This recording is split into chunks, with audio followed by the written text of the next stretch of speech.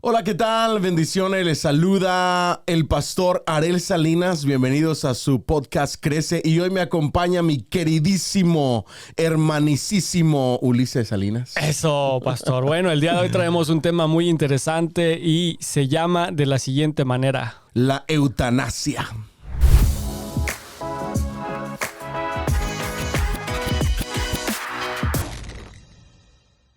Bueno, pues vamos a empezar con qué significa la palabra eutanasia, pastor. La palabra eutanasia deriva del vocablo griego que es eu, bueno, y thanatos, que es muerte. Es decir, significaría básicamente muerte buena.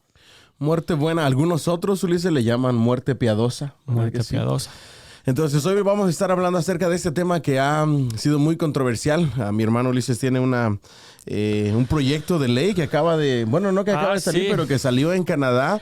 Ya no lo aprobaron, ¿verdad? No lo aprobaron, No pero lo fue aprobaron. proyecto de ley y estuvo presente como proyecto de ley en negociaciones, en debates, etcétera.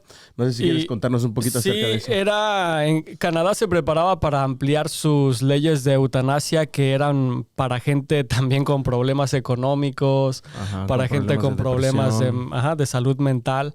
Y me gustó mucho una frase que dijo la doctora que estaba diciendo. Bueno, dijo dos que me gustaron bastante. Una de ellas era que la primera vez que ella le ayudó a alguien a practicarse una eutanasia fue como arrojarse de un precipicio, dice. Y después, tristemente, se empieza a normalizar. Conforme más tiempo lo va haciendo, se empieza a normalizar. Pero después también dice otra frase que me gustó mucho, mucho, mucho, y se las voy a leer para que no quede que la estoy inventando. Es tal cual como ella lo dijo. Dijo: no creo que la muerte deba ser la solución de la sociedad para sus propios fracasos. Wow, tremendo. No creo que la muerte deba de ser la solución de la sociedad para sus propios fracasos. ¿Por qué?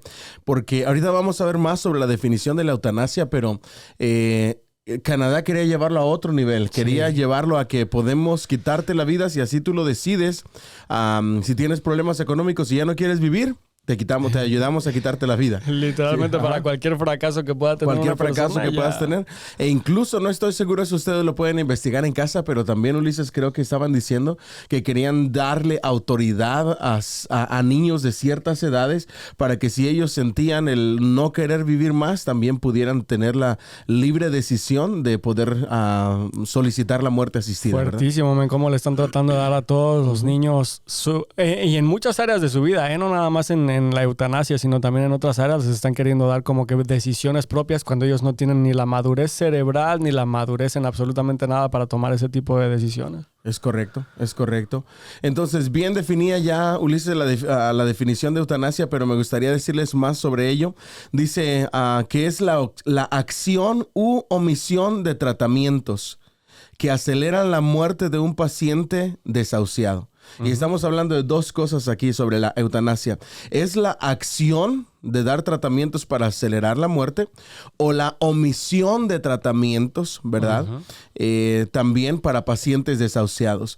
Se aplica con el consentimiento del paciente o sin él.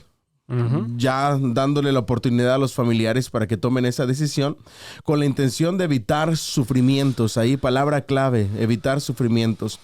Y también sabemos o entendemos o podemos saber que hay dos clases de eutanasia, ¿verdad? La eutanasia pasiva, que es cuando se le suspende al paciente un tratamiento o simplemente no reciben un tratamiento para que el paciente pueda morir de forma natural. A eso se le conoce como eutanasia pasiva.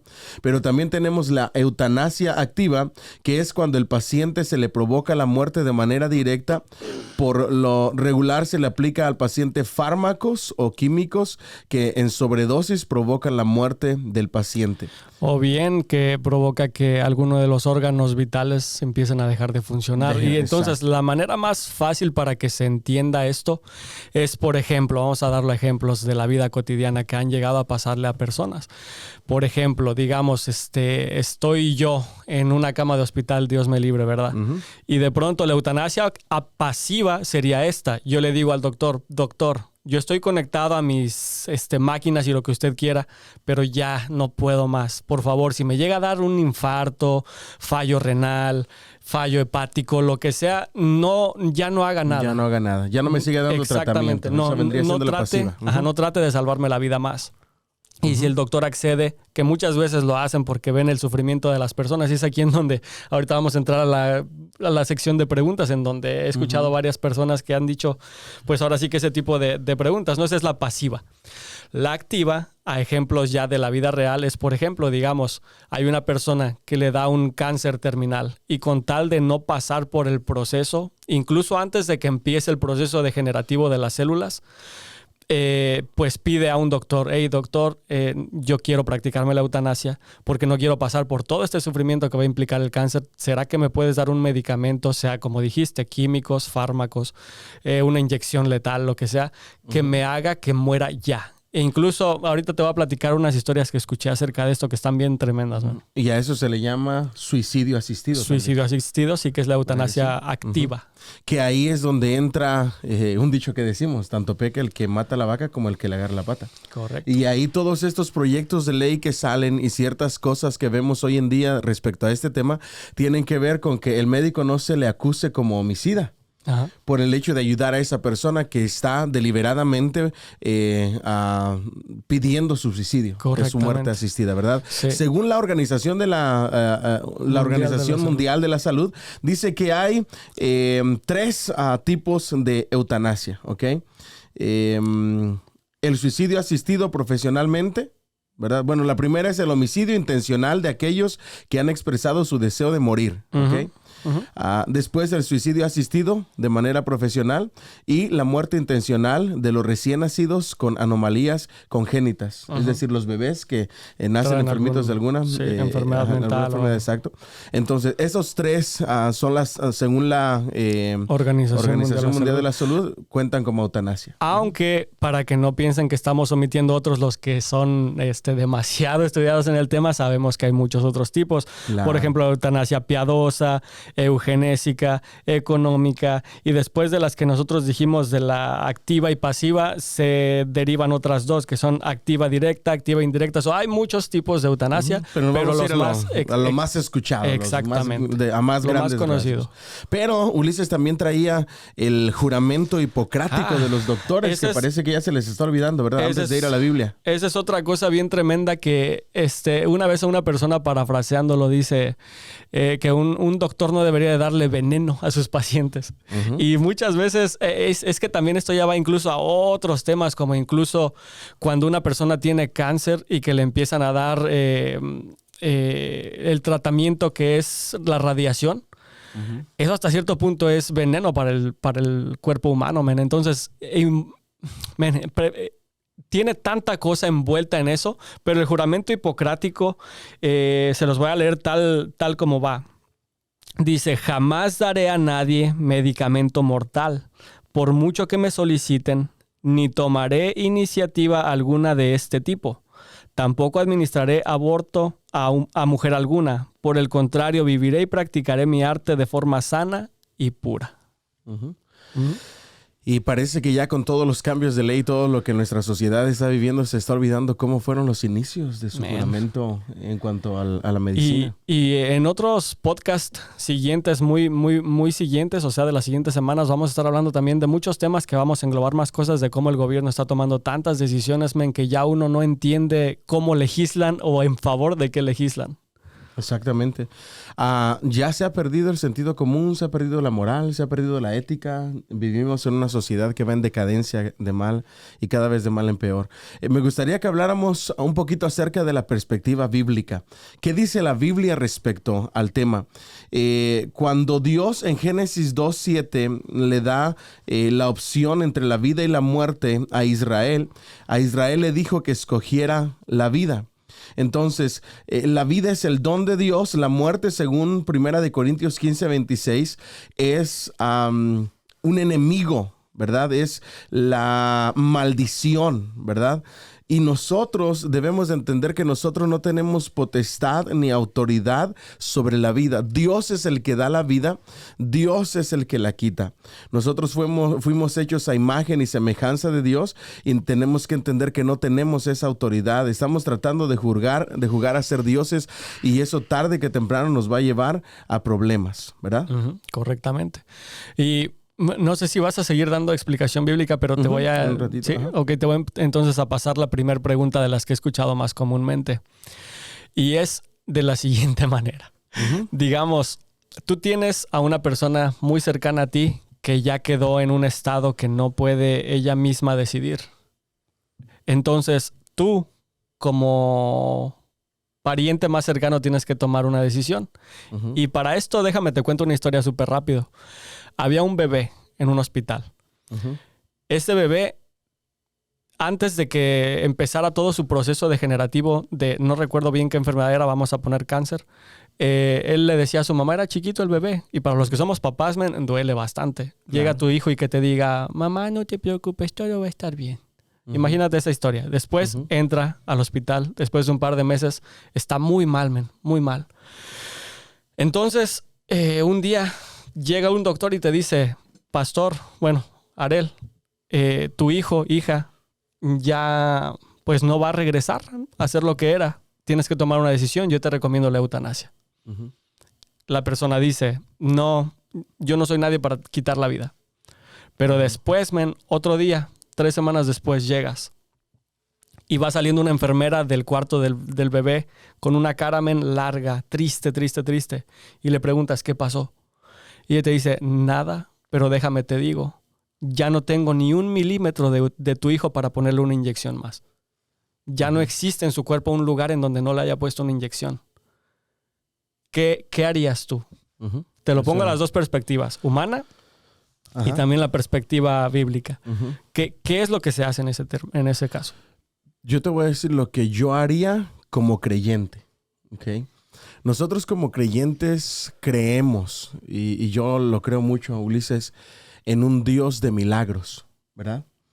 Un Dios de milagros y de propósitos. Al ratito lo voy a decir las citas, pero la palabra de Dios dice que aún en el sufrimiento Él se manifiesta y el sufrimiento que Él permite viene con un propósito. Yo no sé si en algún momento cuando ya humanamente todo está perdido, Dios puede hacer algún milagro, ¿ok? Entonces, nosotros como creyentes siempre tenemos que esperar un milagro por muy doloroso que sea. Esa sería lo número 1. Viéndolo desde el punto de vista humano de que ya no hay esperanza, yo, en mi persona, mi opinión personal, de acuerdo a lo que dice la Biblia, es yo dejaría que el curso natural de la muerte siguiera. Aún sabiendo que tu hijo está sufriendo dolores indecibles, o sea, no puede decírtelo, pero los está sintiendo. Claro. Sí. Si el medicamento, déjame ver cómo lo pongo. En cuanto a dolor y sufrimiento, por temor de Dios, yo diría, el sufrimiento en esta vida, Ulises, es temporal. Pero a nosotros nos espera una vida eterna, ¿verdad? Ahora, si tú vienes y me cambias la pregunta y dices, tu hijo está viviendo artificialmente, tiene muerte cerebral, todo, él ya no puede vivir, lo único que lo hace vivir son las máquinas. Entonces ahí yo te diría exactamente lo mismo, uno con dolor y otro solamente viviendo por las máquinas. Dejemos que la vida siga su curso y parte de la vida es la muerte. Sí. Que a todos nos llega de alguna u otra manera. ¿Sí ves?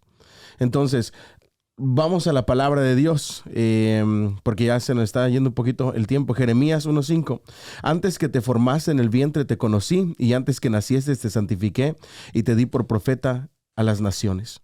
Todos nacemos con un propósito, pero también tenemos un día en que vamos a morir, ¿verdad? Dice el Salmo 139, porque tú formaste mis entrañas, tú me hiciste en el vientre de mi madre, te alabaré porque formidables y maravillosas son tus obras. Estoy maravillado y mi alma lo sabe muy bien.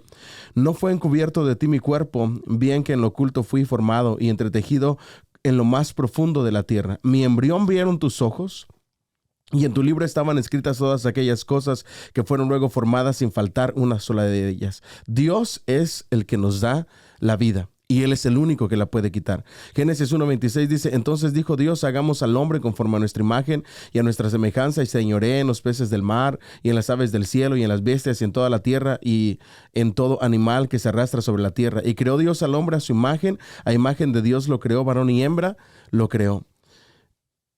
Y luego dice, Génesis 9:6, el que derramare sangre de hombre, por hombre su sangre será derramada, porque a imagen de Dios es hecho el hombre, mas vosotros fructificaos y multiplicaos. Es decir, en la Biblia nosotros vemos la prohibición de que nosotros le quitemos la vida a otro ser humano, ¿verdad? Sí. Entonces, ahí nosotros tenemos que entender que no podemos jugar a ser Dios, ¿verdad? Y no sé si tú quieras agregar algo a manera de conclusión. Sí. Luego ya yo les doy mi conclusión. Sí, pues mi conclusión más que nada sería, recuerden que la eutanasia también se le llama suicidio asistido. Y todos sabemos que el suicidio es uno de los pecados que pues tristemente no tienen un perdón por parte de Dios. Ahora, por otro lado, si lo vemos desde una cuestión un poco más filosófica, ¿en qué momento empieza a tener efecto la ley? Cuando existe la vida, básicamente. Es decir, sin vida no existen efectos legales ni efectos de absolutamente ningún tipo. Si queremos poder legislar acerca de las cosas, necesitamos la vida. Es decir, yo me gustaría que no nos impusieran a través de legislaciones, sobre todo los gobiernos, que nos impongan cosas como esta. Bueno, hasta ahorita no le están imponiendo, pero pues le dan como una solución muy fácil hacia el fracaso, tal como lo decía la doctora. Entonces, piénsenlo bien. Suicidio asistido, el suicidio no se perdona. A mí me gustaría, a manera de conclusión, decirle lo siguiente. Job 30:23 dice, porque yo sé que tú, Dios, me conduces a la muerte y a la casa determinada a todo viviente. Es decir, Dios es el que quita la vida. Eclesiastés 8:8 dice, no hay hombre que tenga potestad sobre el espíritu para retener el espíritu, ni potestad sobre el día de la muerte. Es decir, eso solamente le corresponde a Dios. ¿Verdad que sí? Y dice también Eclesiastés 7:14, en el día del bien goza del bien, y en el día de la adversidad considera, Dios hizo tanto lo uno como lo otro, a fin de que el hombre nada halle después de él. Es decir, parte de esta vida está el gozar del bien, pero también del sufrimiento, pasar o atravesar el sufrimiento. Y me gustaría cerrar con lo que tú estabas diciendo, Ulises, para que tengamos mucho cuidado en este tema, y es Apocalipsis, porque Apocalipsis es muy claro, Apocalipsis 21:8.